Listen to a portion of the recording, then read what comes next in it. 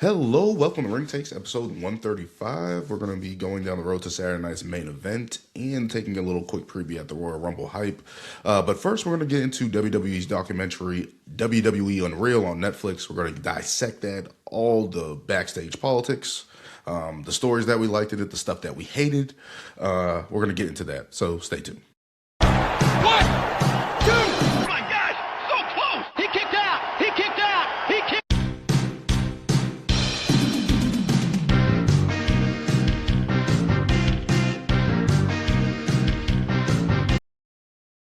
All right, episode 135. I'm Daniel, of course, with Brian and Lewis here on Ring Takes, episode 135. Going to be taking a look at a couple of things here. Saturday night's main event is taking place this weekend. The Royal Rumble is next weekend, already here. And we're going to be talking about WWE Unreal, which we're starting off the show with WWE Unreal review. The behind the scenes documentary from WWE on Netflix. Season 1 was last year, covering up the leads to WrestleMania. But now we have basically covering up to last year's SummerSlam. So from WrestleMania to SummerSlam, getting that information there and all the details there, seeing all the booking decisions, seeing all the stories, seeing behind the scenes with the wrestlers, which was a nice touch. But I'll let you guys take the floor here. What did you guys think about WWE Unreal Season 2? I believe Brian said he didn't see the last episode, but there's still enough there to cover. So what did you guys think about it? All right. Well, so far in the 4 episodes that I've seen, entertainment wise, it definitely still is a very entertaining program. I mean, we talked about it, like the last time when we spoke about it during season 1. You know, getting that behind the scenes look at how things are done. It's always very interesting, especially in an art like professional wrestling that's always been protected for so many years. And you can make the case right now that honestly that kayfabe is dead. So shows like this that are moving in that direction are very interesting. I mean, this past year, there was a lot of stuff that happened that we were kind of hoping that, like, if they did another season of Unreal, that they would cover. One of them being the whole R-Truth situation, because that was the one thing that I couldn't wait until we got the backstage info on. Like I said before we went on the air, watching that R-Truth episode really makes me believe that common sense really isn't so common in the world amongst people, because when you look at how R-Truth got released and how miscommunication played a huge role in it. I mean, when I don't know about you guys, but when somebody tells me they're not going to renew my contract, that means I'm fired. Like I don't understand the whole just because we said we were going to renew his contract, that actually means no, you weren't fired. It's just that we were at an impasse. Nah, as far as I'm concerned, because R-Truth even described it in the interview that he did on the Breakfast Club. He said this, made the same statement. He said, once they told him that they weren't renewing his contract, he took that as he's getting released, that he's getting fired. So he put the tweet out. Like any other human being working in any industry, working in any job would have done. Like, so I don't understand that whole. I think he said his contract was up on Friday. Yes. Or whatever the case. And he was like, there's no flight for Monday, because they usually fly in Monday and do Raw and stuff like that leading up. And they were like, no. Yeah, because did he say that like he was like taking his daughter to school or something like that? That's when he got the call that they weren't going to renew his contract, so that he took that as he's getting released. So I don't understand why Triple H made the comment that no, he wasn't actually released. It essentially was that they were at an impasse with his contract, because he's trying to make it seem like they're trying to make the business sense move, when the business sense move would have been, hey, we want you to come to terms with us here. This is where we want you to come to terms with. If that was the case, that would have been said. The fact that it took a social media post for you guys to be like, oh, okay. And the wrestlers, even Rhea Ripley, was like, yo, this isn't real. Like, everybody was upset about it. It's tone deaf. That's what it is. Like, did you tell him when you said you weren't renewing his contract, did you say that you wanted him back? Like, were those words even uttered? Like, because you could have easily have made the same statements that Triple H had made to him and just said, "But we really want you back." I don't even think they even use those words. So it was very so. I'm with R-Truth, and I just looked at that whole episode, and I was just like, you got to be kidding me that this whole situation came just because of a very simple miscommunication of whether or not you guys wanted to keep him or not. And then then we get into Road Dogg. Oh man, it's funny when I said this, when I said we have names and faces now to the bullshit. Yep. now he's public enemy number one now with some of his nonsense, and I'm just as frustrated about the Chelsea Green booking. But there was one specific aspect in the R-Truth episode of what Triple H has said in regards to Road Dogg for his booking. He said that Road Dogg lets a lot of like his personal feelings get involved when he does booking his creative. In my opinion, if you're letting your personal feelings get involved, you shouldn't be on the fucking creative team, because isn't the whole point of being on creative that you have to be impartial, that you have to pick the right characters for the right story, that you can't necessarily pick a guy because you like this guy more than the other guy, or because you were friends with this guy for over 20 years. I mean, we've seen that. That's not consistent, bro. Like, we've seen that in wrestling. Booked that way. Yeah. Like when Triple H made that comment, and I'm just like, why the fuck is he on the creative team then? If he had the tendency of letting his personal feelings get in the way of business, like that makes no sense. I have to interject here. I understand what Triple H is saying and stuff like that, but Triple H is the same guy that had Kevin Nash come back during the CM Punk angle. I'm just saying. Well, that's also, Shawn Michaels and Triple H have brought their friends back to do certain things when they didn't fit, and it didn't make sense. But Triple H in charge of creative. Who's to say that was actually Triple H? He was in the booker during that. Come on, guys. Vince was. Come on. I mean, I'm pretty sure Triple H said, "Yeah, bring him in." But Vince, I think that was 2013, 2014, 2012, whatever the range that was. Regardless, I think that was earlier. He was still one of the top. He was still one of the top guys, and he got Kevin Nash a deal. Yeah. So I remember that feud. So by that time, Triple H was a part timer, but at the same time, if he's suggesting that Vince as the head of creative, you could have easily just put the kibosh on that though. Yeah, I agree, but I'm just saying, we think Kevin Nash is going to be in a prominent role in WWE even in 2014. Of course, you don't believe in Kevin Nash. Diesel. I don't want to insult Kevin Nash, so I'll move on. Real quick. The one thing I noticed with Triple H is that I don't know what it is. When he speaks now and something is something, it's like he doesn't like to call it what it actually is. When he was saying the whole like, well, just because you're released doesn't mean you're fired. It's just like, wait a minute. Just the fact that you just said that right now I'm confused as hell. What the fuck does that mean? Doesn't mean that you're fired. Like I've heard among other comments where it's just like, it's not just like, it's not all about the men or the women. It's whoever's in the top spot. It's like, you obviously still clearly need to look at the product as a whole.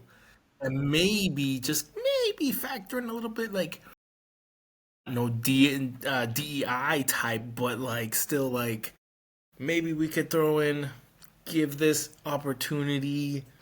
No, it's just whatever, it's hot. And the one line that got me so mad.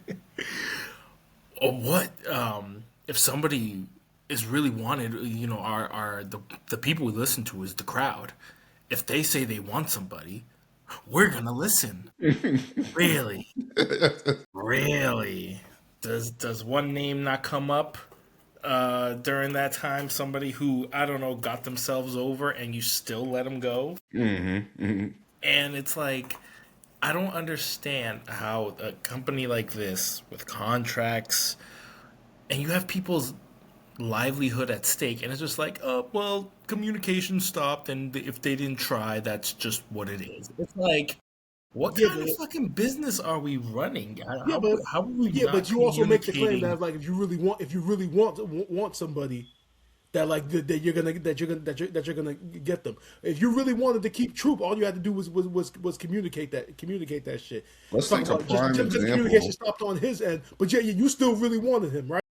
So like, but this is also, I feel like if you're in a top spot, obviously they're gonna be like, if you're a Seth, Roman, Punk, Cody, and Drew. your contracts are coming in, they're already like, hey, we're trying to renegotiate. I understand if you're lower on the card and they're just like, hey, this is all we're giving you, take it or leave it, or they're just like, we'll see. Like, I'm sorry, that should not be just because you're not at the top tier that you're getting shittier communication, or just like, well, didn't work Especially out. when it comes to dollars and cents.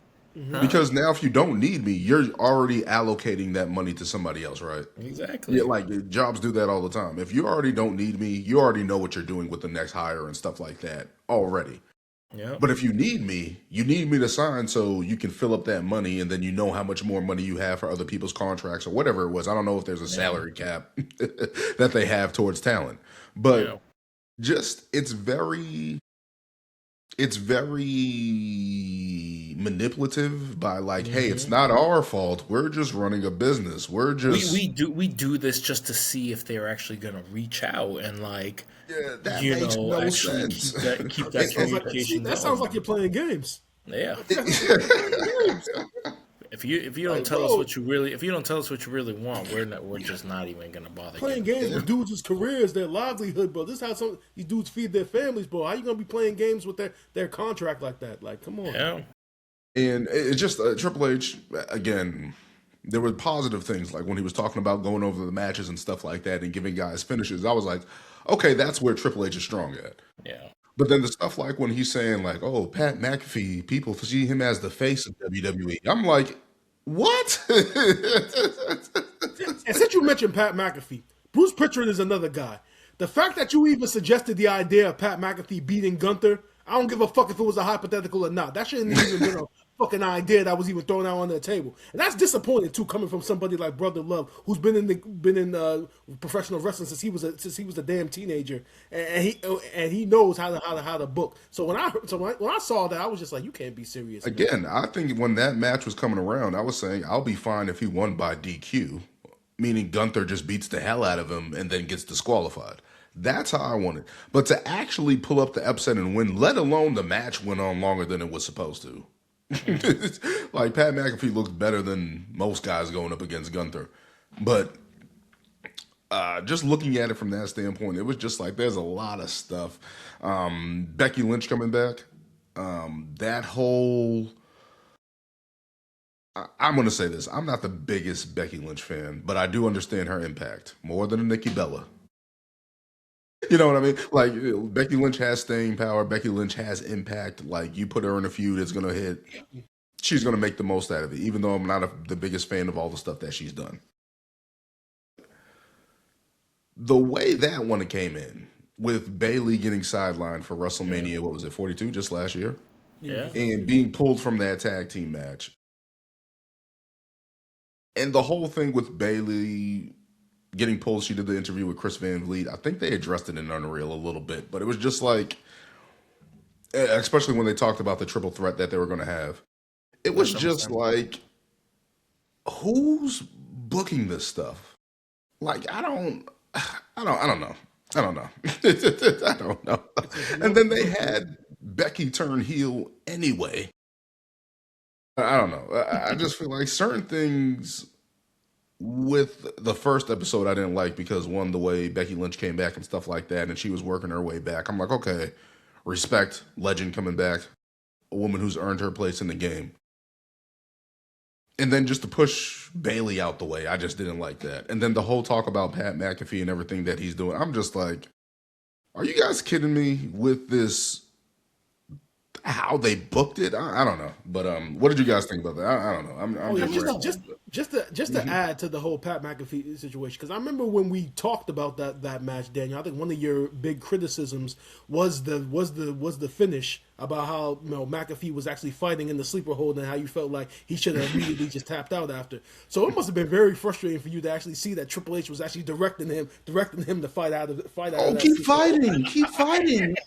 I'm like, hold. Yeah, I thought that was fun. It's Well, called I know selling, Dan. Dan. Dan It's is called gonna be selling. pissed watching this. we've seen people just instantly get put in the sleeper and then just fade. Literally Pat tell him to put the McAfee. headset. Yeah, tell him to keep fighting. Tell him to put the hand Hey, up. he's tell him to he's keep pretty fighting. tall. He can take it. He doesn't need air like that. Jesus Christ. Jesus Christ. I think with that whole comment, like Pat McAfee is probably like the face. That's probably only geared towards people who don't watch the product and see him, and they're like, "Oh, Pat McAfee's on this. Let me tune in." Or, "Oh, he must be a great wrestler because he's on this now," or whatever. Blah blah. That's what I think. It's just like, and that's what this. I That's what get it this. because he brings views from ESPN into WWE. Like people want to check him out and stuff like that. He's promoting it on his show weekly and stuff like that. But I just can't get with that, especially when you got guys like Roman Reigns, you got Cody Rhodes, you got Seth Rollins, you got guys that are actually. That's the thing. There's a lot of people when they think don't. wrestling, they only think of Stone Cold, The Rock, Yeah, Vince the McMahon, Attitude whatever, and It they're just bothered me. my friends, like who I used to like play, Here Comes the Pain with, and all the time. They're like, "Who's this guy? Who's that guy? I don't know who that is," and it's like, well, this is this person's son, or this person's brother, or this person's daughter, or whatever. And they're like, oh, so it's like, even more so, you got people who are just like, oh, I don't know Pat McAfee from everything on ESPN or whatever. So Yeah. And just the whole thing with R-Truth bothered me because it was just so tone deaf to the point where how do you not know that losing this guy would affect so many people? Now, granted, when they brought him back, when he attacked Cena at Money in the Bank, they did it the right way. That was the best way to do it. But then they instantly fumbled it with the whole haircutting and stuff like that. They just didn't follow up with it, whatever the case may be. But it was just they like didn't keep him serious at all for like Maybe like for 2 a weeks. month. a month, If that. and it was right back to the whole. Call me truth. Just our truth again. It's I'm like, John what Cena. was the point yeah. of the whole Ron killings? I thought we were actually going to get a new side, a serious R-Truth. Like the last, like if this was the last swan song for him, yeah, let him at least be a badass or at least try to do something. But or create his own group or something. Who knows? I don't know. But it's just I was just disappointed with that. And then I wanted to get to the Naomi part because that came up, and they talked about how she returned to WWE. And I can't remember the guy that's always in the suit and tie, but he has the vest. Michael Hayes? Not Michael Hayes. He's one of the writers. Was it Ed Koskey? Ed Koskey, yes. Yeah, was it? Yeah, it was him. Which one was that one? He looks like Slick back hair? yeah, I can't remember the wrestler's slick back name. gray hair or Rockstar whatever? Spud. Can't remember his name. But whatchamacallit, but just the whole Naomi point. When they said, oh, they left because they didn't want to get put against each other. And I'm like, that's not it at all. You guys lied. Like, we have the reports that said that they didn't want to just job to the respective Raw and SmackDown Women's Champion after gaining the opportunity. Because they were like, why take us out the tag team division and have us just lose when we can just be focusing on the tag team division and keeping our heat? I thought it also was, though, because we don't even know if that's necessarily true because getting the title or whatever, wasn't it? Oh, that wasn't it. Yeah, we don't even know if that's necessarily true because wasn't there like a video going on social media? Remember that fan that confronted Mercedes and her like when she was like at a a meet and greet or something, and then they confronted her with that same scenario, and she literally just told the fans straight up, "Yeah, stop listening to the fucking dirt sheets. That's not what happened." So like, we won't even really have the full story about what happened with that. When she releases her book or whatever, then we'll know. So we don't even really know the real reason why they walked out. I just always assumed that it was more of a Mercedes issue because Naomi is back now and Mercedes isn't. But they definitely added more context behind it to make it seem like, okay, it definitely was both of their issues, especially the way Naomi described it. But just to see her rise and stuff like that, I thought her story was pretty cool. The transformation with the heel turn, I thought that was a good look. And then her winning the title and everybody congratulating her winning the title, it's like, that was dope. And stuff. Yeah. So that whole part of it was dope. And then we got to see a lot more Penta. I thought Penta looked awesome on this. They went to his hometown and stuff like that, showed his daughter, showed him coming into WWE, and he's like the positive attitude of that guy. Like his charisma and he just oozes charisma, and I'm just like, this guy's awesome. Even Paul Heyman was saying it to the booking team, like, this guy, we have something here. And it's like, I hope they continue to book him well, because Penta he just has a different style. Yeah. I don't want to say it's not loud and bodacious like a Trick Williams, but it's like it's confidence. Yeah, it's like, literally, it's the walk, it's his look, his entrance, everything. Like it's not a normal luchador. You know, it's not a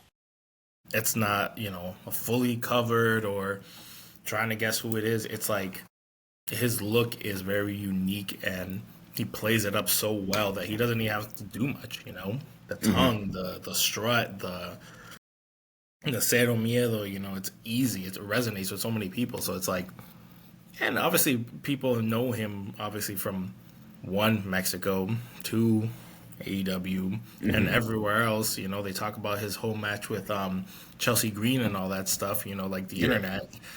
There's a lot of Penta stuff. He's been wrestling forever. So it's like, now that he's actually here, people are just like, look at imagine what he could have done if he had signed this dude like 10 years ago. Or even 5, you know? Younger, probably faster, you know?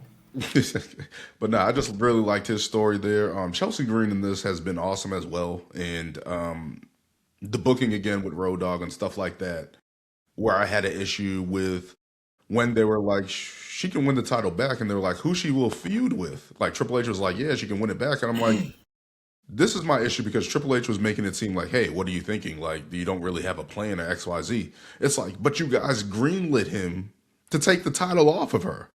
Yeah. So what was the initial plan? I know, what was the long-term plan there? Okay, Zelina won.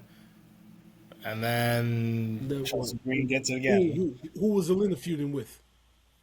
Julia, and lost in 1 week.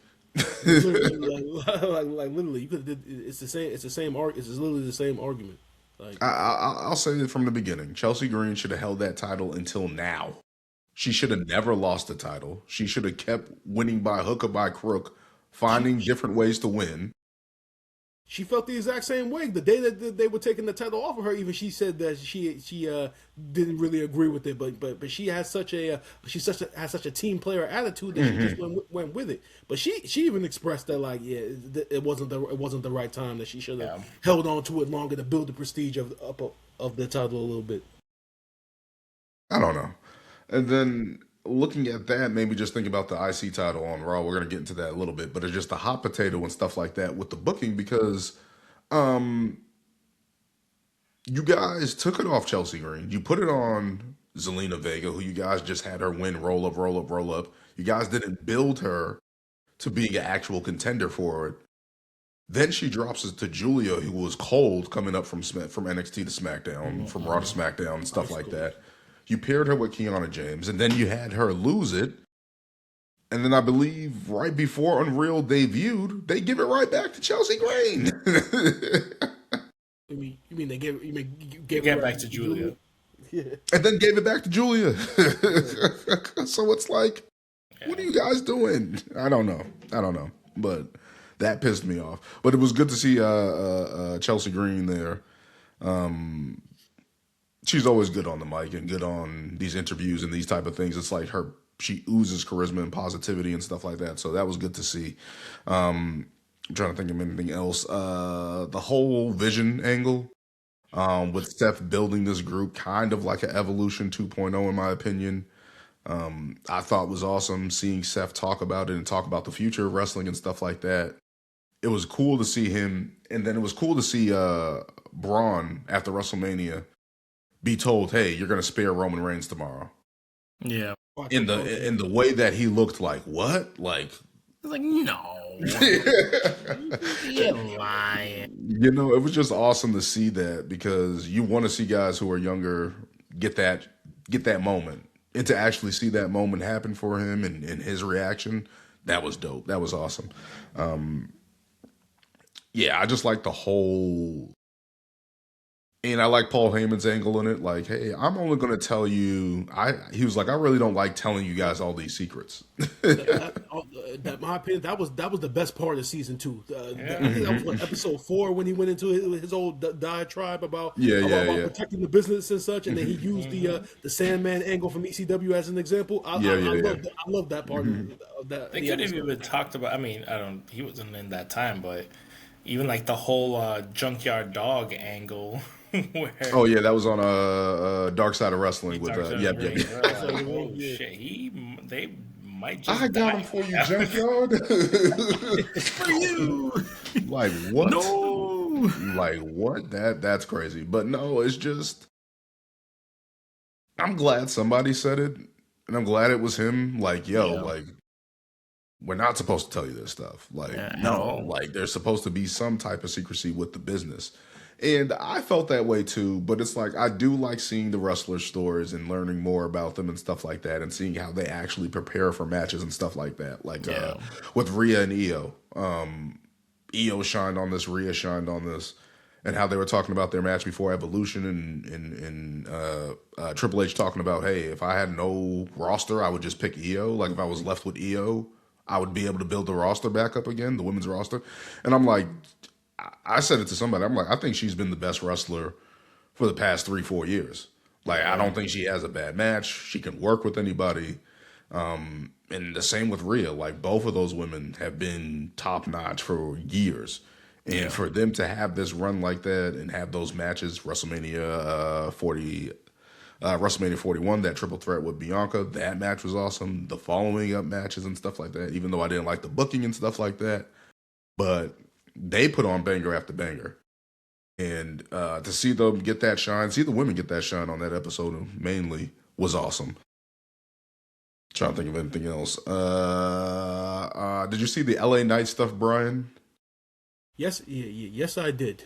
I mean, I kind of had like mixed feelings towards that, because for the longest time, I think we all felt that like LA Knight was somebody that needs to be pushed to the moon at this point, and we just wanted the answer to the question of, why aren't you pulling the trigger on this guy? Why aren't you guys moving forward? And then they kind of gave us an example of why. I mean, in a sense, or they gave us they showed us what the plan was to try to get him to that point, or what a part of the process to get him to that point, and how he didn't follow through with the plan, even though we all feel though that the initial plan kind of doesn't make much sense. He's on top of that. He's supposed to fight with Seth on top of they're both supposed to be fighting each other on top of the ladder. That he's supposed to knock Seth down, give the impression that he's about to win, and then Seth is supposed to just pop up, pull him down, and then go for the win. The stomp. So, then go for the stomp. Like that, what you kind of did. That's kind of what. Yeah, I mean, they essentially did it. The only thing was that they both weren't on top of the ladder. Another, and there wasn't that moment of LA Knight up there by himself to give the impression that he's about to win.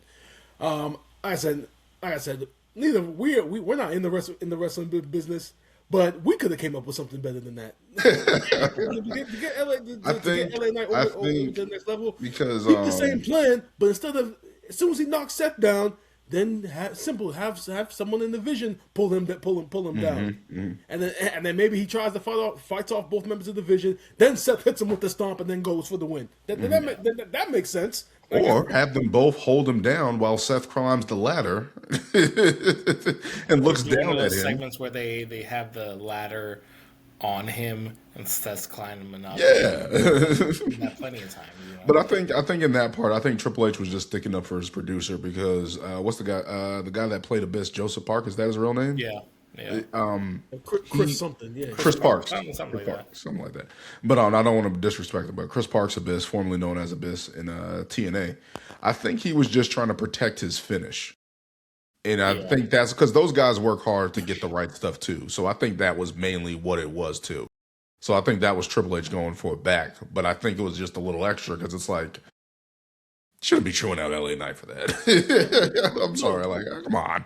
No, but the producers are in a tough spot though, because literally you can go over the match over and over and over again and tell these dudes, okay, this is what you need to do. This is the spot you need to hit. This is what we're trying to do. Like, you can go over that process again and again, but at the end of the day, the talent has to go out there and do it. And if they go out there and they don't do it, then the producer gets shit for it, and it's just like, bro, we went over this shit like 30 times. I can't fucking do it for them. Like, yeah, that's what I think. That's what Triple H was saying. Yeah, that's what he's saying. Like, hey, don't beat yourself up. He's like, if they didn't do it, it's not like you can go out there and make them do it. You know, it is what it is. Yeah, you're gonna see definitely in the episode, Brian, about that with the producers not able to help the talent once they're out there in the ring. You're definitely gonna see that in episode 5. Yeah, and is it revolved around the Bailey and Lyra Valkyria match from SummerSlam? Because I've been seeing like highlights on social media about Lyra. Which we were talking about with how that match went. Yeah, we were talking beforehand. It was just like spots that I didn't even notice. Like, even trying to remember that match, I'm like, I forgot about the whole zip tie thing and all that stuff. Honestly, I don't even really remember. I don't think the match blew. That was the problem for me. But it's just I thought it was a good match, but. Again, that was my problem with that was my problem with the whole that was my initial problem with the Becky Lynch return, because she was like, I came back to help the younger talent get over. And I'm sitting there and I'm like, the first thing you did was defeat Lyra. The first thing you did. It's to give her the chase, you know. I mean, we've seen it time and time. And she still didn't end up with the title. And now we're looking at the thing with Maxine, which we're going to get into Raw. She isn't with the title. It's like, what's the point of having? What's the point? They did it, and now you take it away, and they don't get it back. They don't get it back. That's my biggest issue with it. But what are any other takeaways from WWE Unreal? I mean, Well, I think I'm halfway where it's like, okay, it's cool to see how they do these things, but at the same time, it's like, you know, now we're just not going to believe anything. But I think it's also just like this day and age. Like, it's not like back in the day where we didn't have dirt sheets, we didn't have people reporting, we didn't have speculations, this and this and that. I mean, you did. But it wasn't to this degree where you actually know. Yeah. It was very minimal. You know, we thought some angle was happening. We're like, you know, obviously we all been like, no, they're playing this up. And then you're like, oh shit, this person actually hurt. You know, like, I feel like we haven't had an angle like that with the whole Seth thing in like a long time. You know, so it's. Yeah, I can't remember. Yeah, so. I wasn't mad at it though. I wasn't mad at it, but I wasn't mad. Now I'm just gonna doubt everything in general.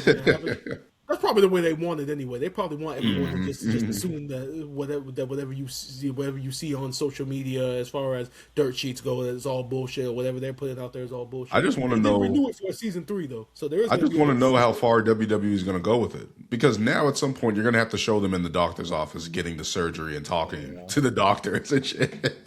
Is this a real doctor? Like it's going to reach that level. Is he really recommending surgery? Yeah, like Seth was talking about in the interview today that I saw on social media, that like his credibility now is shot when it comes to his injuries because how good that ankle was. He's going to be at the Rumble. So with the injury he's dealing with right now, whenever people ask him like, "Yo, how's it going?" and he gives them an answer, everybody's just like, "Yeah."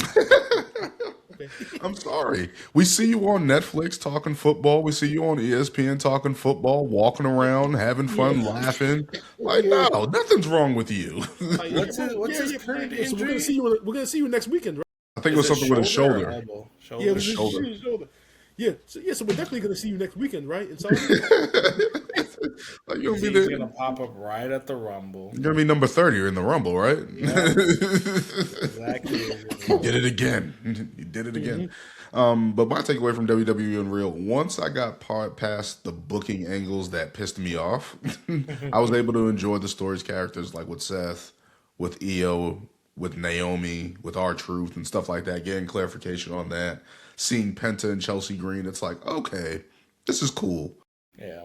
But I like the background and like getting to know these people more and what they're actually about and like who they are. Because I feel like, obviously we get the characters all the time, but it's like I want to know more about Dom and whoever, LA Knight or whoever is willing to do it, So I like getting more into their backstory. It's like not like kind of like total divas type, but still just like giving them more of a personality. I don't even know how to describe it. Just maybe not sympathy, but just like recognition, I guess, for what they do.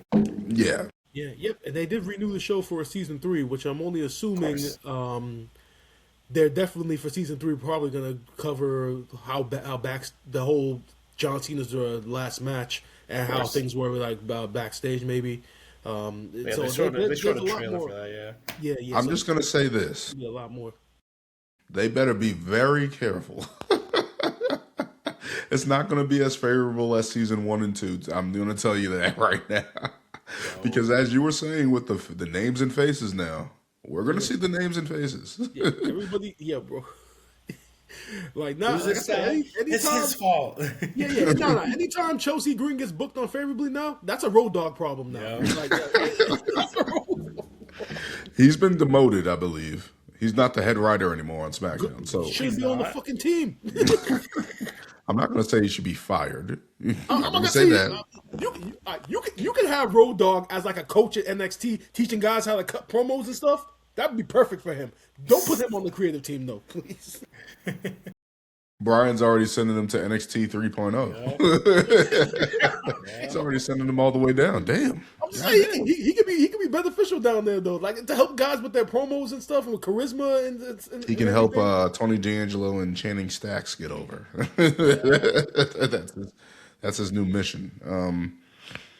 But yeah, that'll be doing it for WWE Unreal. I thought it was pretty good. It's entertaining, but they got to be careful how they tread water. Hopefully, they're just able to get through this season 3, and maybe we can have more lighter stuff to the Rumble and WrestleMania, and have a more happy season 4, maybe. But I don't know. Let's keep moving on to Raw. Monday Night Raw took place in Ireland this past Monday. Belfast, Ireland. We had a banger of a main event between Finn Balor and CM Punk for the World Championship. Yes. And there's a lot of mixed emotions on this one. But what did you guys think about the overall match, the atmosphere, and the finish? Let me go first on this one. So, funny enough, I was watching it. Well, Brian had mentioned that it was starting at 2, and I was like, oh, I get to watch it early. Didn't get to watch it early. Was watching it at night, got through majority of Raw, and then was waiting for that match, and then I ended up falling asleep. This is happening in your 30s. You fall asleep everywhere.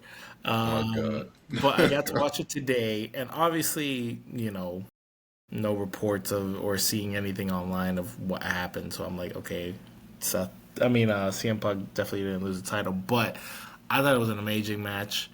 I love that Finn came out back to his old music, which was great. Just bring back all the old music. Yes. Just bring it back. And I'm like, and what's crazy? When he came out and, they hit the first, and Yep. I was like, oh no, he missed the cue. And Yeah, he was did. He even missed it.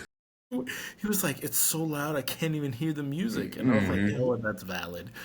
Yeah, you know what? Yeah, I can actually believe that. Yeah, Yeah, that was too loud that you could barely hear the yeah. music. That's how it was at WrestleMania when Joe Hendry came out. When I was in the Exactly. crowd, like, you could barely hear his music because everyone was just going crazy. But this match honestly gave me Sami Zayn and Montreal versus Roman Reigns vibes. It's just like, you got the hometown hero. That crowd is going nuts for him. We all want him to win, and then we're just like, eh. I think it was crazy to think that Punk and him haven't ever faced I mean, understandably, obviously Punk has only been back a short time, but that they haven't ever really wrestled against each other. So for a first time going at it, great back and forth. I really thought once he hit that coup de grace, I was like, is this really gonna happen? But I was also expecting some type of interference or anything, but I still like that.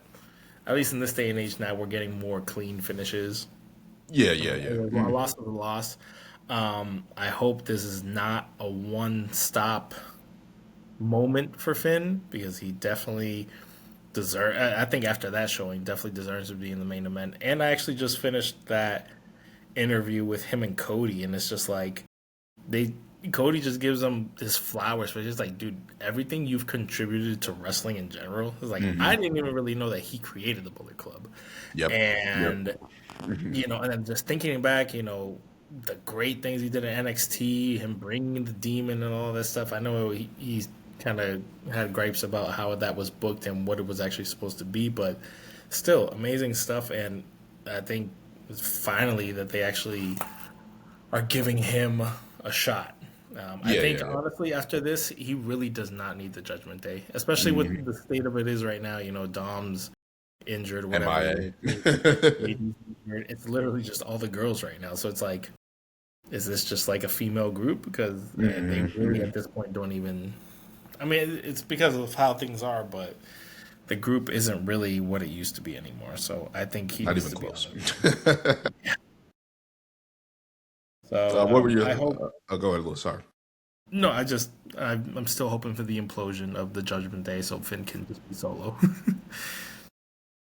Yeah, so like I said last week, welcome back to the main event, Finn Balor, and this match clearly showed that the main event is where he belongs, and that he shouldn't have really been stuck in mid card hell for the last like six or 7 years. Like not like seriously, like the match was great. Like Lewis said, bringing back his original theme was the right decision. The crowd went crazy for it. I mean, the action in the match was paced very well. As far as CM Punk goes, I think I mentioned it during his last title match with the Braun Breaker. Couple little sluggish moments, and you definitely got that in this match with Finn Balor too. I think I even told John, like, yo, John, this is the second match in a row where Punk is starting to look like his age now. Like I understand late 40s to be doing professional wrestling. I understand. Yeah, your body's worn down. And you ain't moving like how you were in your 30s. But now, like before, he used to be able to hide it. Now it's like very, very evident now if you watch his matches. But aside from that, it was a great match. It was a tremendous main event. Like Lewis said, Finn Balor really doesn't need the Judgment Day anymore. As a matter of fact, this match provided a significant amount of hope that when the Judgment Day does eventually implode and Finn is by himself again, that Finn Balor is going to be fine. Hell, you can probably make the case that because of this match that the Judgment Day is kind of holding him back to a sense right now, and that him being on his own, maybe we can get potentially get the Demon coming back, or just Finn alone as a solo main eventer. We can get either one of those things right now, and we don't necessarily need Judgment Day Finn Balor anymore. And I think that this match showed that, like, people forgot that, like, for a number of years he was standing out on his own, whether it was in NXT or after he won, or when he won the Universal title, or the moments before he won the Universal title, but before losing it. He can hang by himself. And that match was a clear indication of that. There was a couple weeks ago when he had his promo. I forgot where he was. He had his promo in the crowd and stuff like that. And I'm like, why isn't this guy in the main event? Why isn't this guy wrestling for titles? I know he's not on the WrestleMania 42 poster and stuff like that. I get that. But the fact that they haven't used him as an asset to actually be in the title picture, I know he had that match with Gunther and stuff like that, and Damian got involved and stuff like that. That was what, a year ago, last year sometime, or 2 years ago? But it's just like, this guy is so talented. And for being undersized or whatever the case may be, or however people look at him, injury prone or whatever the case may be, that stigma should have been gone for a long time now. This guy has been killer. It was great to see him get that crowd reaction.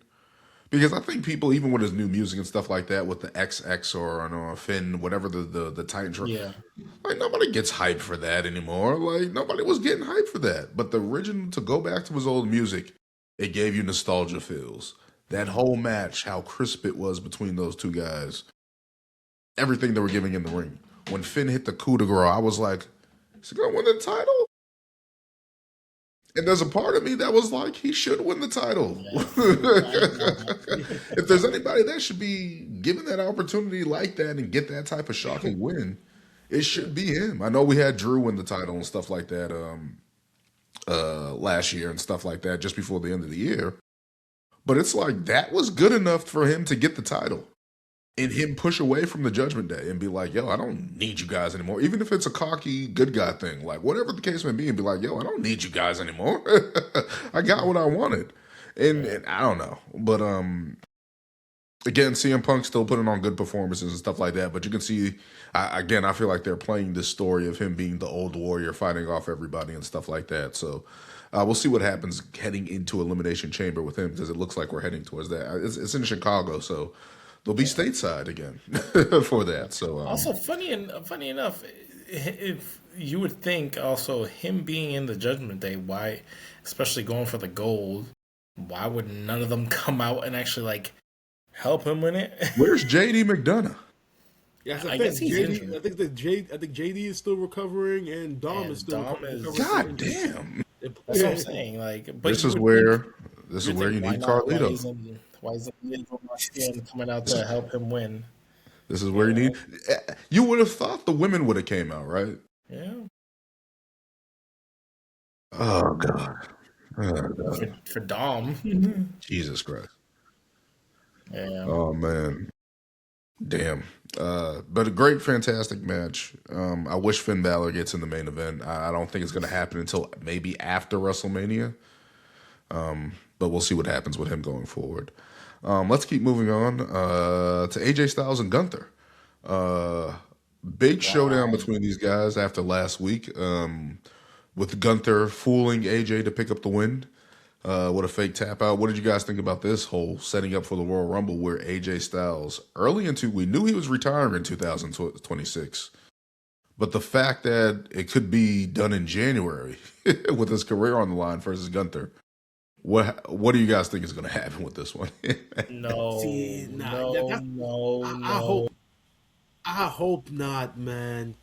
Like, see, in a way, it makes if his career were to end, it would make sense, because he debuted 10 years ago at the Royal Rumble. So to end his career at the Rumble would be a nice full circle moment. But at the same time, when he had said in that press conference last year that 2026 was going to be his last year of wrestling, nobody expected that to be just within the first month. Like I'm thinking August. At least get to a WrestleMania. Do one more WrestleMania, one more SummerSlam. At least let's spread it out, so we can at least enjoy what we have left.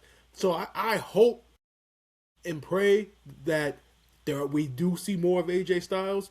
But another part of me is like, well, him losing at the Rumble will be a full circle moment. And second, and more importantly, maybe you guys can come up with a scenario. How would you book that for him to get out of that situation so AJ does win? The entire locker room comes out and DQs AJ. Jumps Gunther. Yeah, because at the same time, it's just like, this guy Gunther literally in his last match just made John Cena of all people tap out. So does Gunther should Gunther get a loss at this point? There has to be a schmoz finish. if this is not the end for AJ, I hope it's not, because I know there's been the whole thing of him going down to TNA and stuff like that. Yeah. And maybe he's retired from WWE, and maybe that leads him to go to help TNA on AMC and actually challenge for the championship, because he was Mr. TNA and all that stuff down there. But maybe it's a finish where he taps out, fakes out Gunther the way he did on Raw, and then ends up picking up the win. Maybe something to that degree. But I hope he gets the win. I pray he gets the win. You want to know what happens? Hold on. This whole thing is just, and I mean, they haven't mentioned it yet, but it's like, it's just giving the whole Randy Legend Killer vibe. Mm-hmm. Yes, he already retired Goldberg. Now you got John. I told you the blueprint. I told you guys the blueprint. Goldberg. But he's gonna retire. He's gonna retire John Cena. He's gonna retire AJ Styles, and then he's gonna retire Brock Lesnar. He's gonna retire Brock. Retires Brock Lesnar in Minneapolis. SummerSlam is in Minnesota. That's where it's gonna end. But knock on wood, I think that's what's gonna happen. I don't want that to happen. I think Brock can do a lot more things, but AJ Styles, I do not want him to lose this match, because it's like, there's still too much on the table. And I know he's talked in interviews like, I'm getting old. I'm like, this is all I got left. Like, there's only so much I can do, and it's like, there's still so much more. I don't want him to lose. If anything, he should get a proper retirement at WrestleMania. Yeah. Plus, to end, think about it. They announced this. They announced this match this past Monday. For them to then next weekend retire AJ Styles, end his career like that. Come on, he's been with the company in Saudi Arabia too. Yeah, been with the company for 10 years. One of the greatest. Realistically, when you hear about indie wrestling, about these guys on the independents getting opportunities and such, AJ Styles was primarily one of the reasons for that. People forget.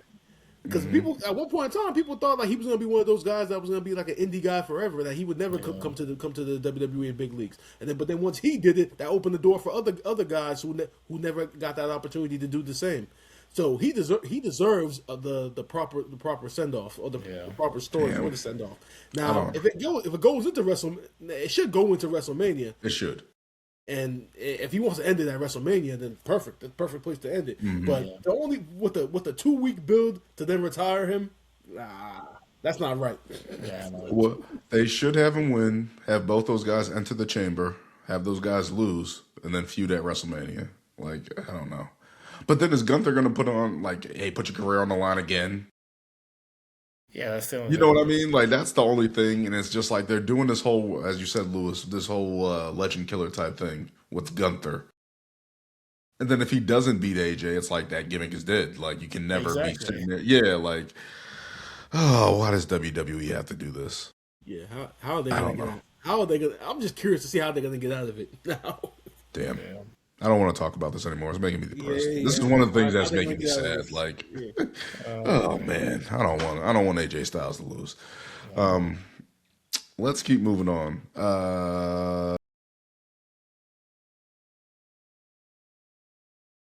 Maxine Dupree versus Becky Lynch.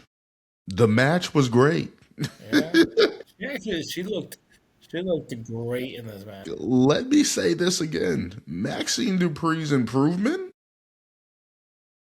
top notch. For her doing the backwards worm and stuff like that and looking awkward, completely gone. What was that leg drop move that she did on Becky Lynch? Like, that was a good move. Like, are you kidding me?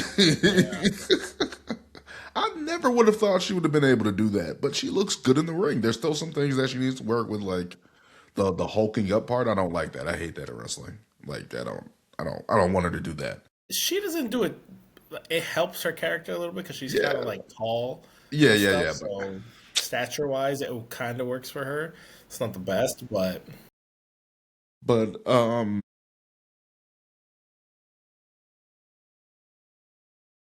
can't even utter these words. All right. She got betrayed by Natalia, who was your girl. And we've been waiting for this moment in terms of Natalia getting some main roster exposure and the low key legend, as we always talked about, what she's been doing down in Bloodsport, Josh Barnett's Bloodsport and stuff like that, and even in AAA. It's like, yo, we need this on the main roster and stuff like that.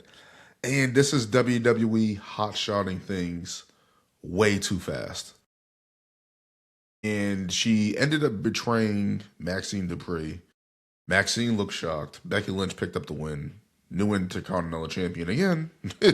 We just talked about her helping other people get over, and she just she just buried her. But what do you guys make of this? Because I have a lot to say about this. About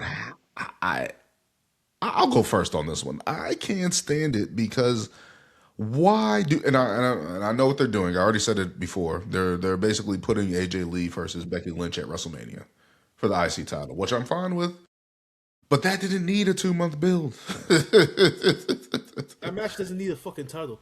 It doesn't need a title. I'm fine with it being for the title, but it doesn't need a title. It doesn't need a big build. They just hate each other. That's it. That story has been told since what, like 2 months WrestlePalooza. September. So you don't need that match. Doesn't need a title. But go ahead, Daniel. My bad. But the booking of Natalia and Maxine Dupree, she should have helped Maxine Dupree win the title.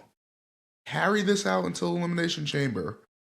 Lost her in Elimination Chamber. Because there's no story. Oh, I trained you, and now I want to have you lose a week into your title? Oh, a month? Like, what? I don't know. But they should have had her build her up and then break her down. And then have Natalia be like, you think you're so good and da-da-da-da. And that's what really the only title Natalia really hasn't won, right? In terms of... she won the SmackDown. I don't think she won the Raw Women's title. Yeah. But the IC title, when you think about the IC title, you think about Brett. You think about Owen. Yeah. You think about British Bulldog. You think about the Hart family with that title. Significance, yeah. Yeah, the significance of it is, it's crazy. There's such a misstep, and I don't get it. Because it's like, are you guys now booking her to now go after a title or something? Like, I don't get that. I don't know. I'm just disappointed at how they're booking this. I'll be sure with this. I feel like probably the simplest thing that probably would have helped this heel turn if Natalia was there when she won the title. All you had to do was have her there after showing that she trained her. Celebrate with her. Yeah, my protege. Yes. Boom. You have that one title defense with what's her face, Ivy Nile. Oh, she wins again. Oh, here she goes. Lost to Becky. Oh no, we'll get him next time. This time, nah, you suck. I'm betraying you. Simple. If she would have been there for this whole thing, it probably would have made way more sense. But you bring her out on her get back, and Natalia's already a heel. Why would we care? Beat down didn't even look vicious. The beat down didn't even look vicious. Why wasn't she putting the sharpshooter and like people trying to get her off and stuff like that? That would have been simple and plain. But then she's going back, she's looking at her, she's talking to her. She's going back and like just put her in the sharpshooter and then make her suffer for like 20 minutes. That's it. I don't know. Yeah, I don't know either. So DOA, dead on arrival. Yeah. So this is the frustrating part about this. First off, number one, all those promo packages that they did beforehand, kind of showing that Maxine and that Natalia was training Maxine, and that Maxine was getting better week after week. I remember one of those promo packages. I think like they had like Maxine in the ring with a couple of other students. She would put them in a submission hold, and then the next student would step up, and then I'd be like again, and then one of them, Natalia, steps up and says, "Okay, why don't you try that on me?" And I guess Maxine actually gets the better of her. Yeah, they told the story in those promo packages, but They haven't been featuring those promo packages since that very last one, which was literally like 3 weeks ago. Like you did all that storytelling that should have been told on TV with Natalia coming out with her and helping her through the title defenses and being in her corner. You told those stories in those promo packages, but yet you literally we haven't gotten one of those in literally like 2 or 3 weeks. So you already know people's attention span is very bad. So they're not even going to remember all that stuff. You could easily have told that story on TV. And to reiterate and to echo Daniel's point, that beatdown wasn't vicious at all. And the sad thing about it is, people have been waiting for this fucking low key legend character to appear on WWE TV since she started doing all the blood sport stuff, the stuff that she's doing in AAA, the stuff that she's doing on the indies in general. Everyone's been waiting for this character, and literally to debut this character with such a weak ass beatdown, like fucking Maxine should have been stretchered out. Maxine should have been bloody. It should have been like Raquel's attack on Stephanie. Yeah, that's what it should have. Exactly, Louis. Perfect. Like what? I'm sorry, guys. You guys can't have two. Yes. You guys can't have two carryouts on the same show. You guys can't do that. People will just be so sick of that. You can't do that. We can't have two excessive. And but honestly, Maxine and Natalia needed it more than Raquel and Stephanie did. Honestly, their story needed it more because you're telling this protege and teacher story. And again, we've been waiting for this fucking character to kind of show her true colors, show how vicious and sadistic she is, and we didn't get that. It literally was your typical. This is giving Zack Ryder vibes because we didn't make it popular. We're not going to put it over, and I hope that's not the case because there is a realm. And there's a lot of hours on TV. Maxine Dupree has been one of the better. I can't believe I'm saying this because I didn't believe it. I did not believe. I'm going to say it here firsthand. I did not believe it. I thought she was terrible. I thought when Chad Gable got hurt and stuff like that, I'm like, this is the end of her. I don't know what's going to happen to her. She's going to go to NXT. She's not going to be on the main roster. And for her to turn it around and put on a performance like that, I feel like she suffers the most because now you pulled the title off of her. That she's actually built up to win. They actually built her correctly. Yeah, they did. Now they're playing hot potato with the IC title, obviously to go to AJ Lee and Becky Lynch at WrestleMania. Okay, I understand that. But to do it so fast and so soon, it's like, so what is the end game here? Let's pull a Triple H. What's the end game here? They're gonna fight at WrestleMania? That's probably exactly where it's gonna go. I'm sorry. There's 3 months until WrestleMania. Yeah, again. Maybe we'll get more good beatdowns. Yeah, again. Maxine's going to beat up Natty. Yeah. Natty's going to beat her up again. And we'll just do that for 3 months until we get to Mania. He's going to fight her at the Heart Dungeon? Is that what's going to happen? It'll be a whole production. Yeah. And it needs to be reiterated. Becky Lynch versus AJ Lee does not need a fucking title involvement. Not only do the names sell it, but they've been telling that story since September with WrestlePalooza. Like the story is already there; it's already set. We're just waiting for AJ to come back during WrestleMania season for them to get the ball rolling. The title is not needed in that situation. The title is needed with Maxine and Natalia because Natalia's never won the mid-card title, and you still needed to continue to build Maxine up. Like, I don't get it. The only way they can save this is if they make Natty win the IC title, carry it into WrestleMania, and then it's teacher versus protege. Yeah. That's the way they have to do it. Yeah. But they didn't need to do this. They didn't need to do this. I don't know. Do like a triple threat or something. Yeah, like I don't know. I don't know. Was there anything else from Raw? All the women declaring for the Royal Rumble, Rhea and Io after they defend the tag team titles against Liv Morgan and Roxanne Perez. They said they're going to enter the Rumble. Roxanne and Liv said they're going to enter the Rumble. I'm trying to think of anything else. The whole thing with the Vision. The call for... I don't even care about the Vision, but I care about this call that Adam Pearce is getting from him. I wonder. And we're all like, is it Triple H? I don't think Triple H is going to make an on-screen appearance. And it's like, who else could it be? Vince McMahon. Could you imagine? Yeah, I don't know where they're going with that whole. Ever since Paul said the whole like, oh well, you put your hands on him first, blah blah blah. Did we get a Shane appearance? No, why would but don't not in a say heel his name. capacity. This is the Don't thing, say because it's his like name. it has to be a heel capacity, No, right? it does not. We don't need Shane because you know what's gonna happen when Shane comes back. Boy, He's gonna wrestle. He's gonna wrestle, and we don't. I've been saying for a long time, we need to No. see Adam Pearce wrestle. We need to see Nick Aldis wrestle. I've been I'd saying be it for fine a with that. while. Have them wrestle each other. That's I fine. would like to think that after the debacle at WrestleMania 39 with Shane McMahon, Tore his quads too. Common sense would then tell him like that for him not to be in the ring anymore. If you're going to be involved, just be an on-air character. Think of it. That family has a terrible lineage of quads. Vince McMahon tore his quads at the Royal Rumble. Yeah. Triple H tore his quads. Shane tore his quads. Daniel, that family has no sense of athleticism. Let's be real. Oh my God. Oh my God. Shane just jumps. Shane is just an adrenaline junkie that loves to jump off of shit. Like that family has no athletic bone in their body. I don't want to kill Hey, Shane he McMahon. took all those over the head suplexes from Kurt. Kurt Angle.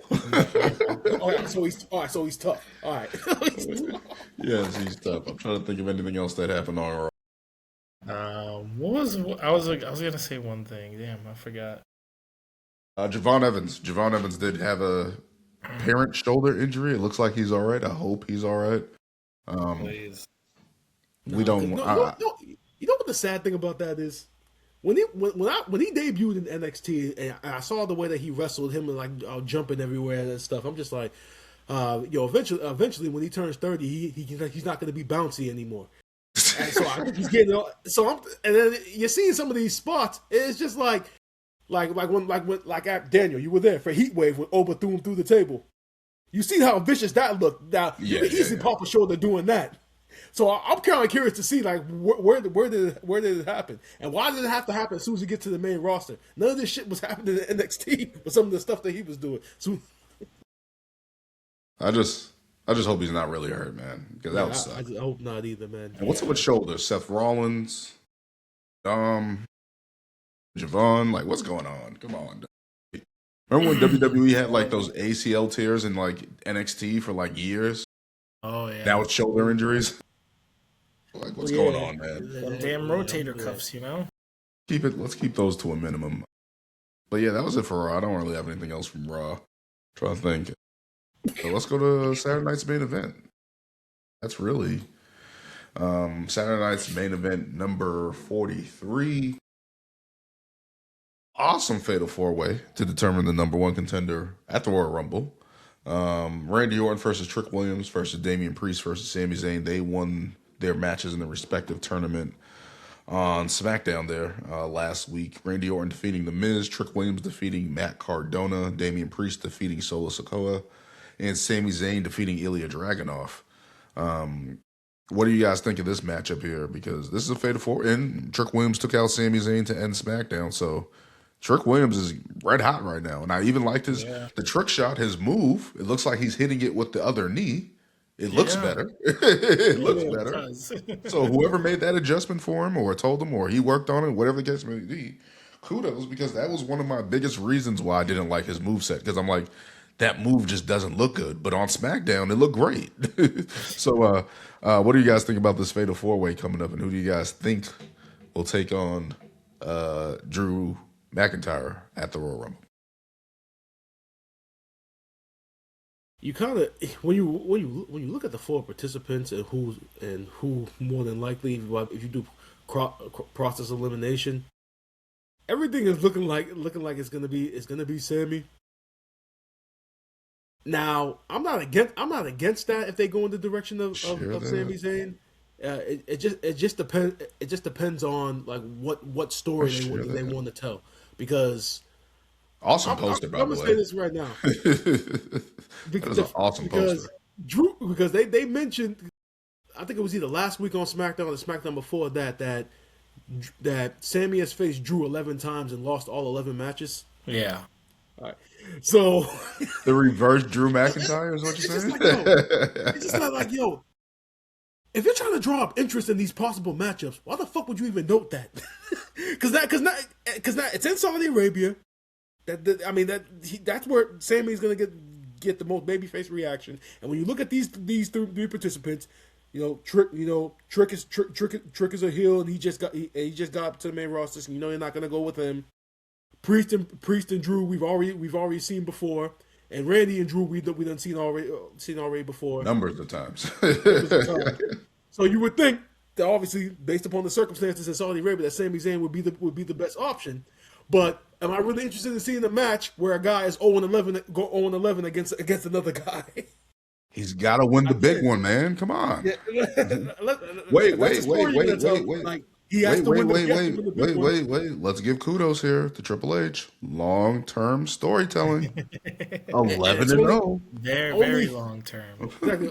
Only if it pans out that way, because my thinking is he'll go into the title match at the Rumble, probably lose, then go through a whole year again of coming up short. And then next year, WrestleMania is in Saudi Arabia. Now all of a sudden, Sami Zayn is again. I forgot it's in Saudi Arabia. Shit. So you're saying Sammy? Yeah. I mean, the way it looks right now. I mean, if not Sammy, then just go for Randy Orton just to get a great match. So that's gonna be my pick. I was gonna say Randy, because I mean, look at how many times we got Cody Drew, and yes, we've seen Randy and Drew, but I see Randy being only because I could see Sammy winning the Rumble. Mm-hmm. I see Sammy winning the Rumble, and if they tell a story, I mean, not enough time again, but if they get more time before the Rumble, I see Sammy winning it because one, it's in Saudi Arabia, and it's gonna be a massive fucking pop. And then Drew's not dropping the title anytime soon. Like you said, that whole 11-0 is an easy story to build up to WrestleMania. So how about that? I think so. Because Randy Orton, I think Randy, just because of behind the scenes stuff, Randy has been doing promo in Saudi Arabia and stuff like that. That's where he was for the past month or so, or whatever the case may be. Mm-hmm. But because if Sammy wins in Saudi Arabia, you got to think, is he going to win? Is he going to carry the title in WrestleMania? That's the thing. And it's like, I don't think so. I don't think he's going to carry the title. Drew's not losing that title right now. Yeah. You really think Drew's dropping the title right now? He just got that title. Yeah, they gave him his moment. Yeah, but he's had other moments, and look how short those were. They can't give him like a month. Hey! He won a week title reign. Come on now. WWE was listening, and they gave him his win in front of the crowd. So you think Drew McIntyre is walking into WrestleMania as the champion? Yes. Why wouldn't he? Cody Rhodes, Randy Orton.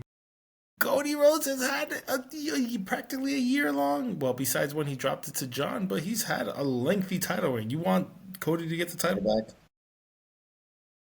It's not that I want him to get the title back. It's just that can I see Drew McIntyre walking into WrestleMania as the champion? What is wrong with that? I don't have a problem with that, but it sounds like you have a problem with it. I don't have a problem with it. My issue is just WWE. Doubting it a lot. It's not. Hey, I wasn't on WWE Unreal. I wasn't in the backstage. I wasn't there. You sound like Road Dogg right now. I don't think he has something right now. he doesn't have. Well, he sounds like Michael Hayes. I've just been shocked. I've just been shocked because it's like when he won the title, I'm like, is he gonna go into WrestleMania as the champion? And everyone's been telling me like there's a strong possibility. I'm like. But Sami Zayn, and so they're gonna wait for Sami to wait a whole year. No, I know they can't do that chase. This is why I'm sitting here and saying this is probably the best moment he has to try to get there. But why? Like you just said, WrestleMania is April, right? Mm-hmm. Why could you not have Sami win the Rumble and just choose Drew, and you have that build till Mania. Like you just said, you got the whole 11-0 thing. Sammy needs to win the big one. Why not? Yeah, I don't know. I'm so confused right now because it's like Sammy could win the Rumble. I think so. Sammy could win the title if he wins this match on Saturday. So it's like, would you give him so are you going to give him the Royal Rumble win in Saudi or the title in Saudi? I think the Rumble win is more important. Mm-hmm. Because then you get to follow his. I don't know, man. Come on now. That would mean more. That literally be kind of like a Kofi Mania. Yeah. Yeah, like if he's in the Rumble this year, obviously, and he wins it, get the huge crowd pop. But I feel like if he does it at next year's Rumble and he goes into WrestleMania next year in Saudi as the challenger, this is what I'm saying. Like you could tell, like they've been telling that story with Sami Zayn for a while now about him it's not like he doesn't need a year long. Like they would have to be. Are they going to put him? As I said, I've had Sammy in the main event at WrestleMania facing a heel Cody Rhodes or a Cody turning on him at WrestleMania. I've had He's that. It's also a perfect heel for him to face. Yeah, it is. It is. I don't. My problem with if you get let's say I just don't know. If you have Sammy win the Rumble, lose at Mania, and have a year long, my fear is one, injury. Yeah, that's my biggest thing. It's just we've already had. We've seen this with John Cena. With Cody, We've seen this with Cody. We've seen it with John Cena. We don't need to see it with Sammy.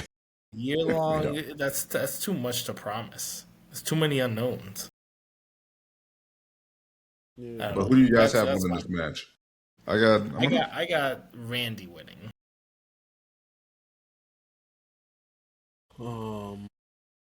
Either Randy or Damian. If you really don't want to do Randy, Drew again.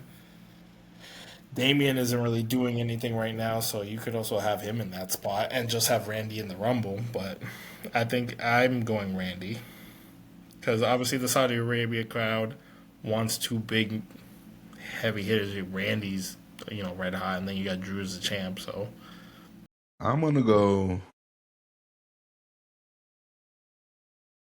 Damn, and then I'm gonna go Sammy. I think they want to give him that moment in Saudi Arabia. Not winning the title, but I don't know if he's gonna lose. But I just think the atmosphere of them letting his song play. And wait a minute, what am I talking about? Of course it's Sami Zayn. They're in Montreal for Saturday night's main event. He's winning. Yeah, but we've also seen that. We've seen that so many times, though. Whoa. The last time he was in Montreal, he lost. Yeah. He lost. Back-to-back week. It was for the title, and he lost. He's going to be in front of his hometown on Saturday, and then the following Saturday, he'll be in front of his people, so to say, in Saudi Arabia. Yes. Back-to-back. And give them hope. The way, give them pride. That's not a coincidence. Yeah, I'm going Sammy. Yes, Sammy. Come on, it's in Montreal. Yeah. I think if he wins, he's going to lose everything. I'm sorry. So you're telling me he's going to win in Montreal just to lose in Saudi Arabia? Or you're saying he's going to win in Montreal and win in Saudi Arabia? I think there's a strong chance he can win it. So we're just cutting Drew's legs off just like that. I mean, so let's be honest. When is Sammy going to get a real opportunity to get this story in? By winning the Rumble. Why is it so far-fetched? Come on, we got Saudi Arabia with the Rumble. I just don't know. This is my thing. If there's ever a time to put the title on Sammy, it's probably right now. It's my cons against is one. Drew just got this damn title. You can't. After all we've said about Drew, all we've said After all we have said about Drew being a loser, and this man finally winning the title, we're gonna have him lose to Sami on. You're right, but I'm just gonna go with the feel good story. I'm gonna go with the feels. I'm essentially going in the same boat, but I do not see him winning at Saturday Night's main event and then winning the title. I hear you. Damn. It's definitely not going to be a back-to-back scenario. I could easily see him winning Saturday Night's main event, losing the title match at the Rumble, and you Winning guys the know chamber? how WWE likes to book. Yeah, that would be his only best bet was to win the chamber. Win the chamber. Yeah, but plus you know how WWE likes to book those stories of guys coming up short in a calendar year, and then all of a sudden they just snap a finger and then turn it up by the end of the year, and then next thing you know, and then you can tell the whole story of he lost last year in the Rumble for the title. Now he's back this year at WrestleMania with another title match for a year or so. Like He's focused. He knows what it takes now. Yeah. Man, I hope he wins. But that's just a feel good story because I'm just like, when else is he going to get the title opportunity to win it?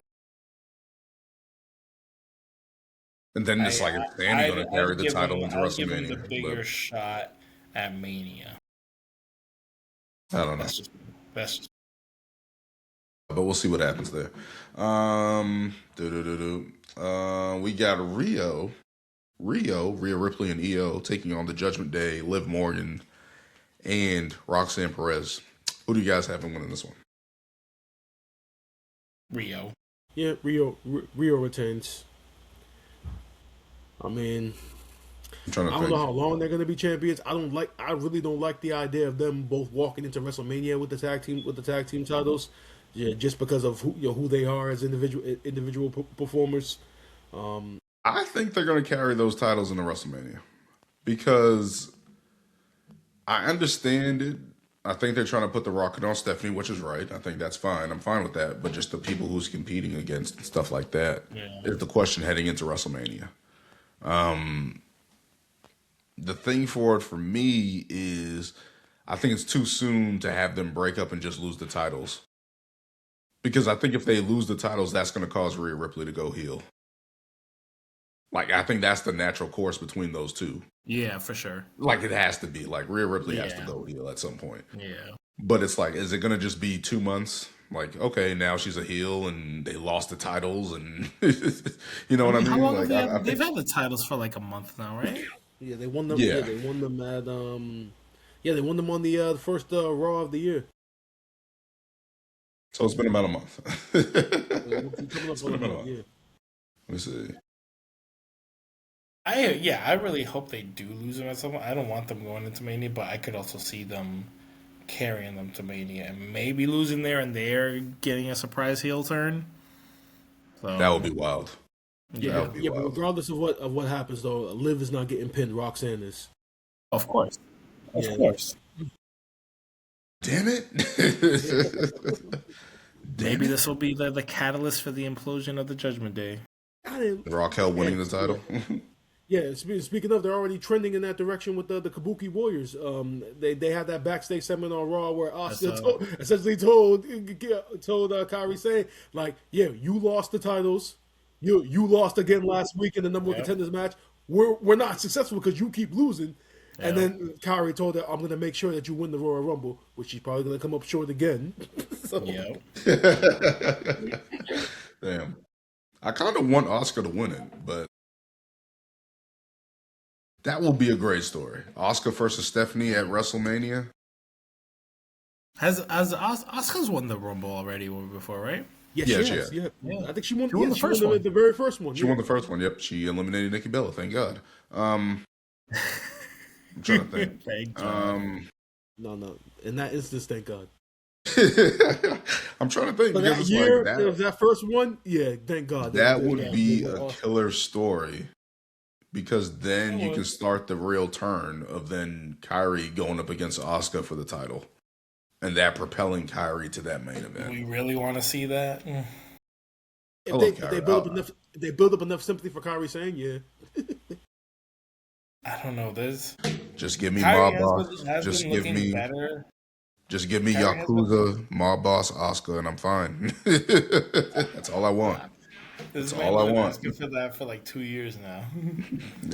WWE has been listening and been slow cooking it on the side.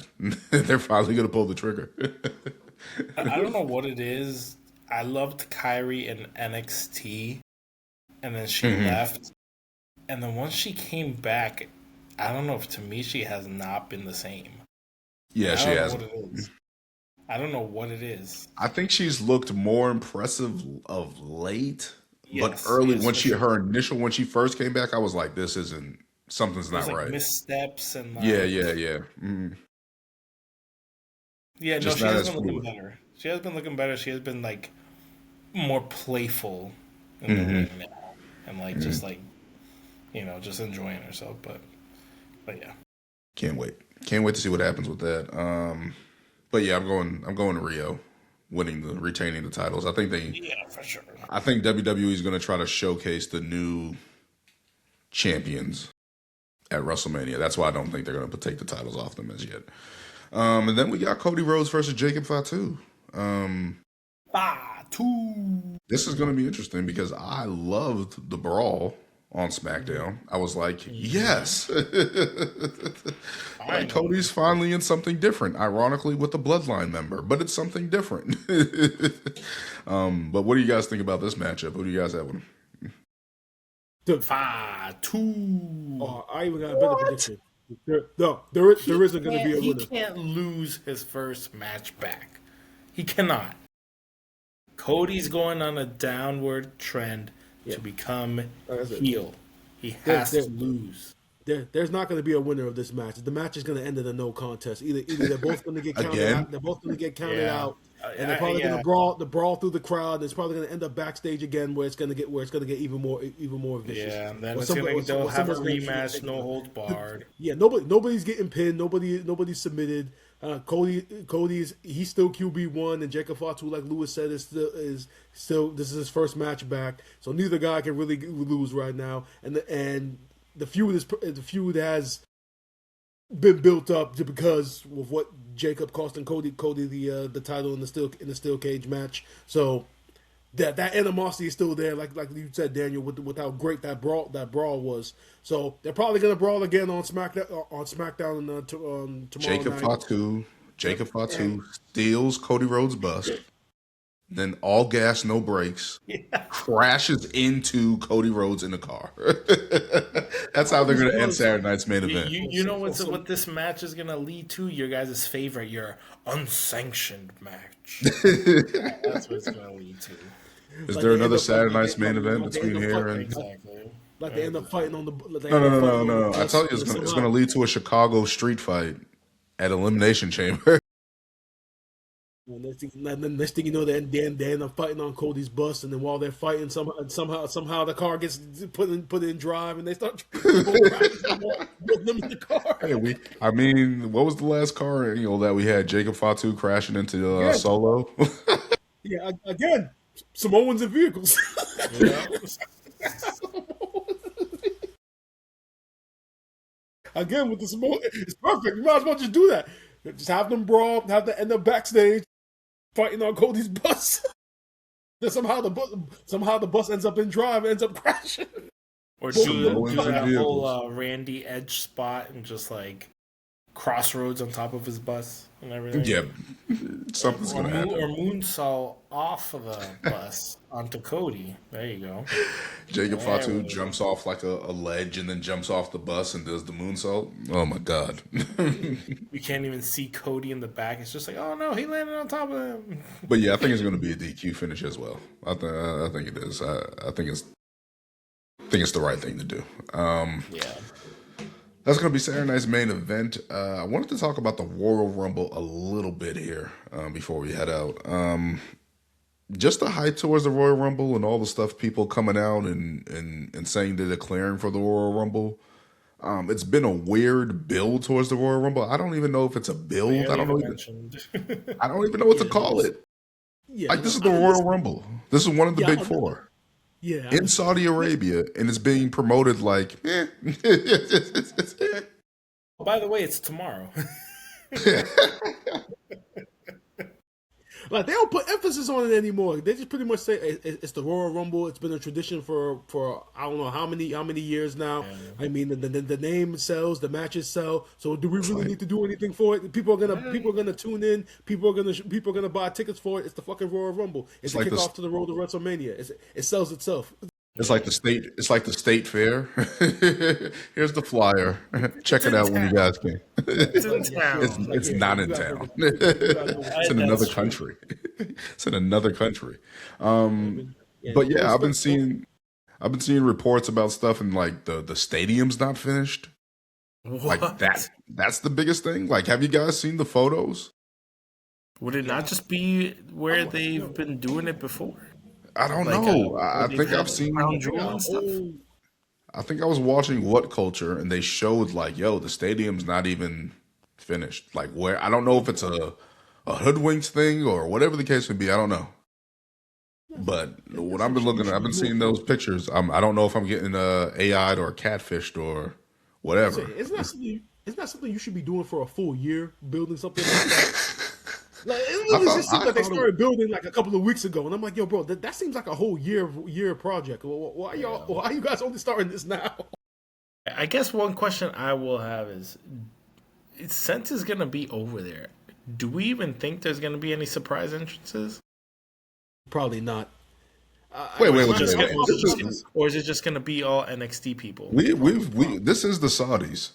They have the money. So they can get we're people. Gonna see what Stone Cold return, One Undertaker more round. return, Well, Kane's gonna return. Whoever they fly over, before the event, we're gonna know who it is. Because like I think I talked about this a couple of weeks ago. Again, it's not like in the U.S. where you can fly somebody into a nearby city and then they can drive up and then literally keep them in all black all day and then surprise everybody. Like literally, they would have to fly them into the country, and as soon as they land in the airport, you already know them damn fans are gonna have their phones out, taking photos of everybody, just exposing every. Like Dan just said, it's gonna be all private planes anyway. TKO. Private jets. Somebody is gonna ruin it. I don't know. The number one person for a surprise is Chris Jericho, and he's already in Saudi Arabia working on his tan with his gut out. Apparently, he's still on AEW's roster page right now. The six pack and everything's already ready. He's ready to go. He's ready to go. I'm trying to think. Is there any surprises that we're gonna think? Even for the women. I know I saw an interview with Jazz, and they said, would she ever come back? And she was like, no. So that's not going to happen. That's not going to happen. I'm just trying to think. I can't think of anybody right now, but damn. Surprise return. I mean, a lot of people are calling Bianca Belair. If she's ready to go, Yeah. If she's ready to go, that's a dub. That's a win. Like, put your hand in a fucking cast and get out there and wrestle. Undertaker. Like that's crazy. She hasn't wrestled since what is that? That was Mania, right? That was her last that was match? Mania. I think what it is that they were just like, this is she. As I said, I think I talked about it. I'm like, she's been going since WrestleMania 37 or 36 or something like that. So it's like, it was 37. Yeah. So it's like she has not really been away for any extended period of time. So this is like her first break in like years. So I think she's healed up. I think they healed up and they were like, let's bring you back right. Yeah. And I think that's what it is mainly. I'm trying to think of anybody else. Edge. I haven't seen him in AEW, man. Oh my God. Yeah, he's gonna retire there. Oh, okay. I'm just trying to think if there's anybody else. I can't even think of anybody else. Santino. I mean, TNA does have the crossover. I would love to see Santana in the Royal Rumble. If you're gonna get TNA representation, then either him or have Dolph Ziggler appear again. Yeah. Nick Nemeth. Yeah. Trying to think of anybody else. Nah, probably not. But there was one thing that I don't know if we talked about it. Did we talk about Powerhouse Hobbs last week? Or did we record No. before? We recorded before that We actually before news that, broke. yeah. What did you guys think about that? Powerhouse Hobbs coming to WWE. Is it 100% clear that he signed? Or is it still speculation? There's still speculation about that, but he Being a definitely left AEW because he dropped the titles. He dropped the trios titles. Yeah, And I think they said he left. On AEW. They said he dropped the title and he left. He did not stay. He left. Like his contract was up that day and like he just left. yeah. So Well, all I kept seeing was there was high interest in him basically. If they do sign him, he needs to go to NXT first. yeah. And I've heard people say that, and I've heard people say that he should go to the main roster, and I'm like, NXT needs him. Yeah, no, desperately needs him. Yeah, there's only a select few people on AEW's roster right now that I would say would go straight to the main roster to sign with WWE. That's MJF, Will Ospreay, Swerve, and maybe Hangman. Just those four guys. Mm-hmm. Realistically, everybody else that's on their roster that hasn't already been with WWE needs to go to NXT. Other than those four guys, I think he can be Trick Williams' muscle. He has to come in as his own entity. That's why he should go to NXT. I can see him getting pair him up with Ricky Saints again, since they were together in on Team Taz in AEW. So I mean, if Ricky Saints is supposed to be like one of your top heels, having Hobbs as a heater, a la Shawn Michaels and Diesel, would be perfect for him. Mm-hmm. And they already have that history together. So somebody said that he can be Chris Jericho's muscle, like Mr. Hughes back in the day. That'll be interesting. But I think it's a good get for WWE if they do get him. I think they said he signed. If he does go to WWE, I think NXT will be the perfect place if he's going to showcase on his own or be a part of with Ricky Saints. But I think it would just be a good look for him just to get to NXT, get familiar with everybody, because I don't know if everybody knows him. And again, in the landscape of WWE right now, I know they brought back in Matt Cardona and stuff like that, but it's like I don't know where he will fit on the main roster. There's a lot going on so many guys, man. As far as the main roster goes, my issue is so many guys misused. There was the report that the Street Profits and Rusev have been off TV because they don't want the fans to get tired of them or something like. They wanted them, when they do come back, they want them to be fresh. I'm like, just say you guys have nothing for them creativity. That's really what that means. Like, don't come with the bullshit. Shit for them. Like, don't come with the bullshit. There's no reason why Rusev don't got couldn't be on. So we can't use Rusev, and we don't know what to do with the Street Profits. Like, give me a fucking break. I hate that. I can't stand that. Oh man! And it's crazy to think, like with SmackDown's tag team, like where's Motor City Machine Gun? You're not using Fraxium. That was another thing I had an issue with. I think the Wyatt Six only defended the tag team titles once since they won it. Like once or twice. And this whole thing with the MFT, I don't care about it. They're defending them this Friday. Yeah. I don't care, and I understand Solo's taking the lantern, so this is going to continue, and I'm just like, okay. It's a very slow burn story. Yeah, because they're trying to push this. They're definitely trying to push this to Mania. Yeah, it's not going to make it to Mania. That's the thing. It really isn't, but it's going to be on the SmackDown before. It's going to be on SmackDown before the pre-show. Not even good enough to do the pre-show, man. Shit. I don't know, man. But we're on the road to the Royal Rumble. That's going to be next week. We're going to have Sonny, the Man Eagle Kane, on to give his view on the Royal Rumble as well. Make some predictions for the Royal Rumble. Who's going to win it? Title changes. I don't even know how many matches are for the Royal Rumble. I think there's only 4. There's only 4.